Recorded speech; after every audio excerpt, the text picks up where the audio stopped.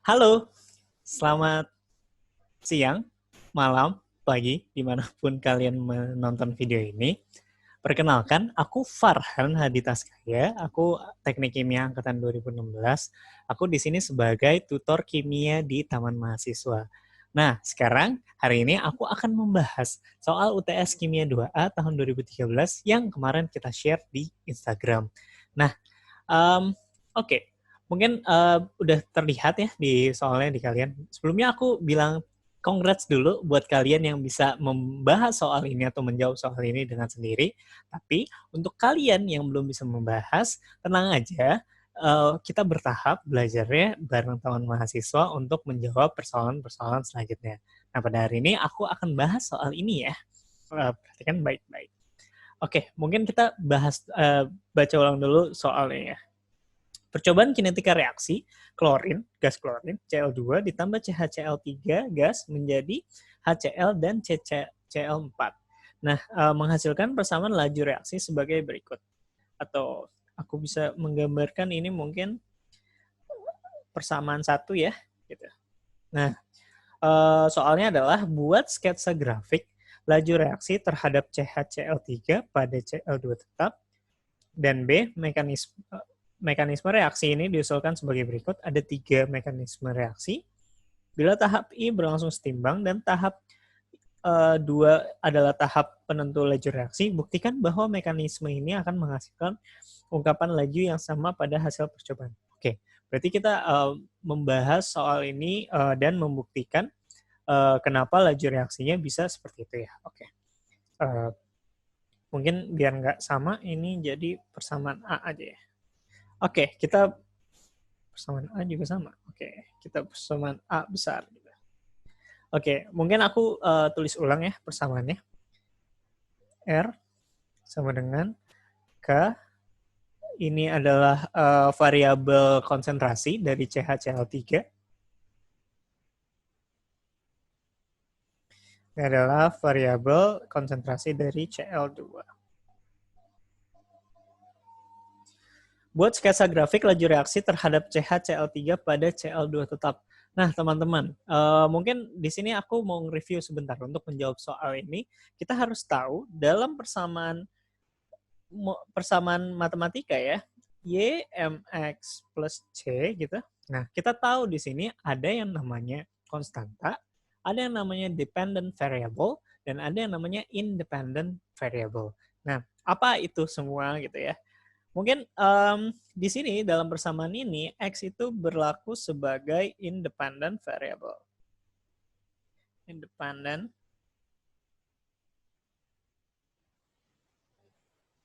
Kenapa X itu adalah merupakan independent variable? Karena dia variabel yang berdiri bebas sendiri.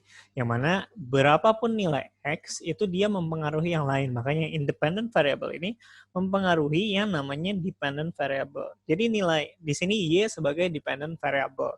Gitu. X dimasukkan, misal X1 didapat Y, contohnya dapat 7.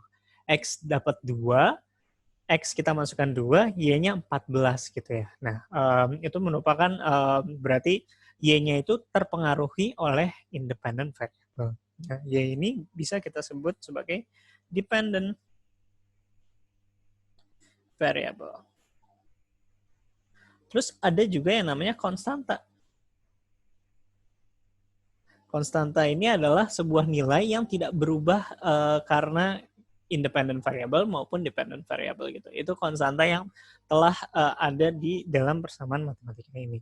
Nah, selain C ini disebutnya gradient, tapi gradient juga bisa kita sebut sebagai konstanta karena gradient tidak akan berubah seiring berubahnya variabel X ya.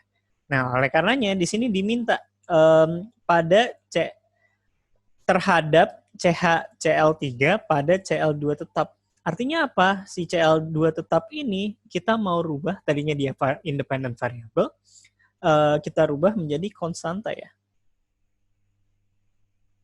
Dan si CHCl3 ini menjadi independent variable-nya.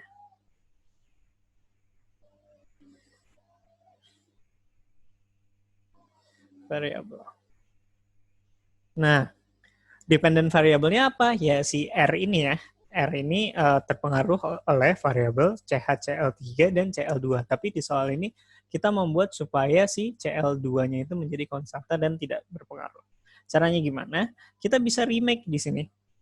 Remake sebentar persamaan A gitu ya menjadi R sama dengan kita coba pindahkan gitu faktor variabel Cl2 ke depan pangkat setengah dikali CH Cl3. Oke. Nah, dari sini karena kita mau membuat variabel Cl konsentrasi Cl2 tetap, ini bisa kita rubah bentuknya menjadi K aksen gitu. Karena kita mau berubah dia jadi konstanta dan tetap gitu. Tinggal dikali CH Cl3 gitu. Oke, R di sini. Familiar teman-teman dengan persamaan ini? Persamaan baru kita, aku sebut ini persamaan B mungkin ya. Nah, persamaan B ini mungkin mirip dengan Y sama dengan MX plus C ya, benar ya. Namun di sini C-nya nggak ada, cuma ada M. Oleh karenanya di sini kita udah bisa langsung tahu X-nya itu pangkat berapa, teman-teman. Nah, kalau di sini kita bisa lihat X-nya ini adalah pangkat 1. Si CH Cl3 ini. Ini adalah pangkat 1. Oleh karena itu, kalau kita disuruh soalnya buat sketsa grafik laju reaksi terhadap variabel ini, otomatis kalau kita buat grafiknya, ini,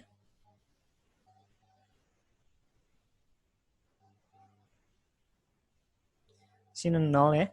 Kalau sketsa grafik apa terhadap apa, yang pertama itu berarti menjadi sumbu Y-nya ya.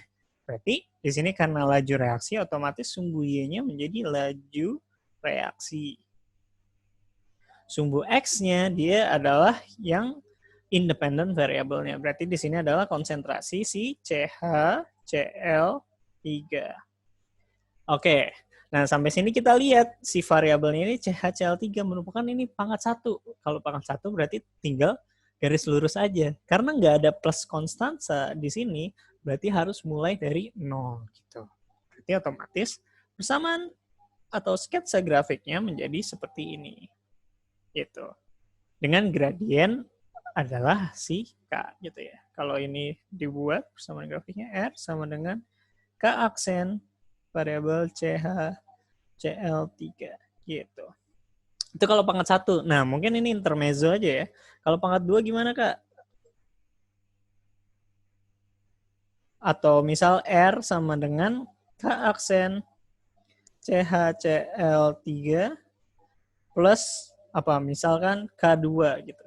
Nah, kalau kayak gini persamaan grafiknya akan berubah menjadi sama juga garis lurus karena masih pangkat 1 di sini, tapi plus K-nya itu berpengaruh. Jadi di sini adalah K2. Gitu, teman-teman. R di sini konsentrasi CH-Cl3. Oke, kayak gitu. Nah, intermezzo lagi misal kalau gimana kalau R pangkatnya nggak 1. Pangkatnya 2. Nah, kalau pangkat 2 otomatis kita tahu berarti pangkat 2 ini merupakan persamaan polinomial yang grafiknya berbentuk seperti eksponensial ke atas ya. Seperti ini. Nah, berarti ini adalah R sama dengan K aksen CH Cl3 kuadrat. Oke. Itu kita udah selesai menjawab soal nomor A. Nah, soal nomor B bagaimana? Coba. Mekanisme reaksi yang diusulkan sebagai berikut gitu ya. Coba kalau aku bentuk ulang mekanisme reaksi yang diusulkan.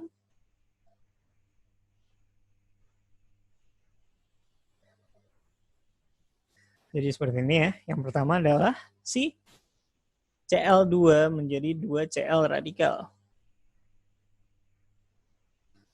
Menjadi di sini 2Cl radikal gitu ya. Gas. Ini mekanisme pertama. Reaksi kedua itu Cl radikal ditambah CHCl3 gas, semua gas menjadi HCl gas ditambah kan di sini Cl3 radikal ya. Benar nggak? Benar ya. Terus berarti yang terakhir adalah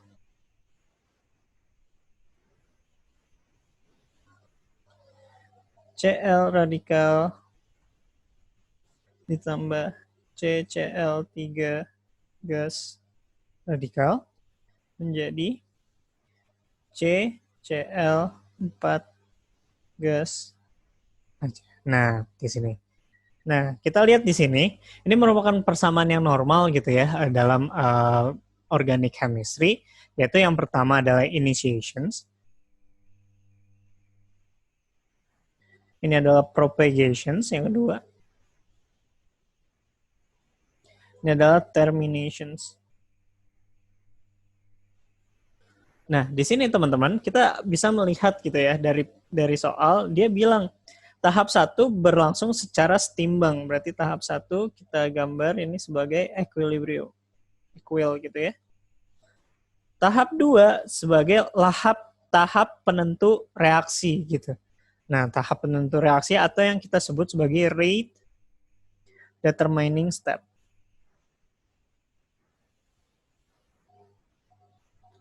Nah, rate determining step ini adalah tahap yang merupakan laju reaksinya adalah laju reaksi lambat. Slow. Nah, berarti yang tahap 3 adalah tahap fast. Maksudnya apa sih rate determining step ini adalah merupakan reaksi yang lambat.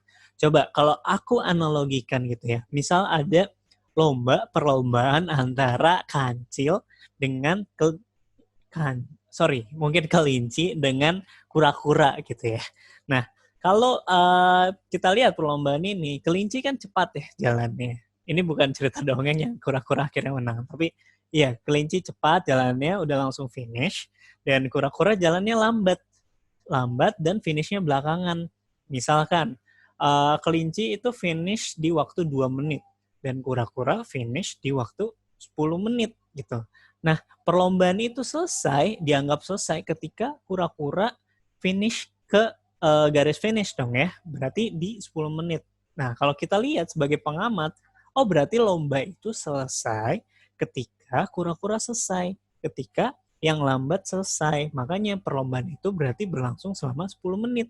Karena yang terakhir kali finish itu yang menutup perlombaan. Kita nggak bisa bilang perlombaannya selesai dalam 2 menit karena si kura-kura masih berjalan. Kita harus nunggu kura-kura ini. Makanya reaksi-reaksi yang lambat itu merupakan reaksi yang kita sebut rate determining step gitu. Nah, reaksi lambat ini merupakan reaksi penentu dari sebuah reaksi gitu. Nah, kalau kita lihat di sini, ini ada yang radikal. Si CL ini, CL radikal, dan CCl3 ini radikal. Karena ini merupakan faktor-faktor intermediate atau molekul-molekul intermediate.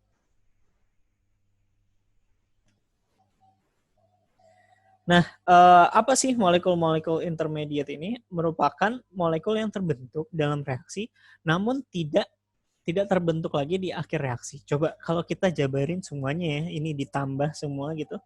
Kalau kita coba tambah semua,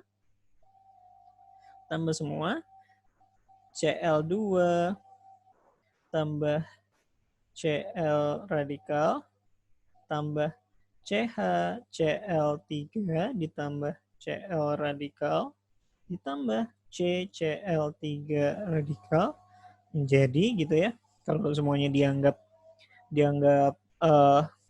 lurus gitu, 2 Cl radikal ditambah HCl ditambah CCl3 radikal. Nggak muat, kita geser bentar. Ditambah CCl4 gitu. Nah, kalau kita lihat di sini, yang kiri, yang kanan itu sama, artinya kecoret ya teman-teman. Nah, coba kita lihat si Cl radikal ini. 1, 2. Di kanan ada 2. Oleh karenanya itu kita bisa coret persamaannya. Gitu. Karena dia tidak terbentuk lagi. Terus ada CCl3 radikal ini. Sama kita bisa coret. Gitu. Jadi rate intermediate ini adalah reaksi-reaksi yang terbentuk di dalam reaksi intermediate, namun di akhir tidak terbentuk itu. Nah, tadi aku bilang rate determining step itu ditentukan tahap 2, berarti laju reaksinya adalah laju reaksi tahap 2. Karena ini reaksi elementer, karena ini reaksi elementer, nah reaksi ini merupakan berarti mengikuti dari reaktan-reaktan pendukungnya. Berarti si reaksi ini adalah, kita lihat di reaksi 2, reaktannya ada K dikali si Cl radikal dikali CH Cl3. Nah, teman-teman, bisa dilihat di sini, sebenarnya ini merupakan reaksi akhir, tapi kita nggak boleh ada variabel yang merupakan molekul-molekul intermediate. Makanya si Cl radikal ini harus kita cari cara supaya hilang. Kita bisa lihat di tahap 1, yang merupakan ada faktor Cl radikal juga ya. Gitu. Kalau kita lihat tahap 1, itu kan equilibrium. Tahap 1 ya. Tahap 1 merupakan equilibrium, berarti rate forward itu sama dengan rate backward. Rate forwardnya itu apa? K1 dikali variabel Cl2. Rate backwardnya adalah K-1 dikali Cl radikal. Karena di sini variabelnya 2, makanya pangkat 2. Makanya di sini kita dapat Cl radikal merupakan K1 per K2, K-1 dikali Cl2. Gitu ya. Karena tadi kuadrat, kalau pindah ruas berarti ini dijadi pangkat setengah. Oke. Nah, K1 per K-1 ini kita bisa define jadi misal K aksen gitu ya, atau K2 deh biar mudah. Gak apa-apa karena dia konstanta. K2, karena K1 per K-1 setengah ini dia menjadi K2. Berarti ini where K2 adalah K1 per K-1 pangkat setengah gitu.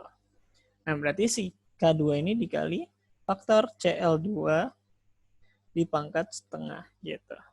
Ini merupakan adalah Cl radikal. Nah, si Cl radikal ini berarti berubah. Jadi R sama dengan K dikali, yang ini ya, kita masukin ini ke dalam persamaan reaksi.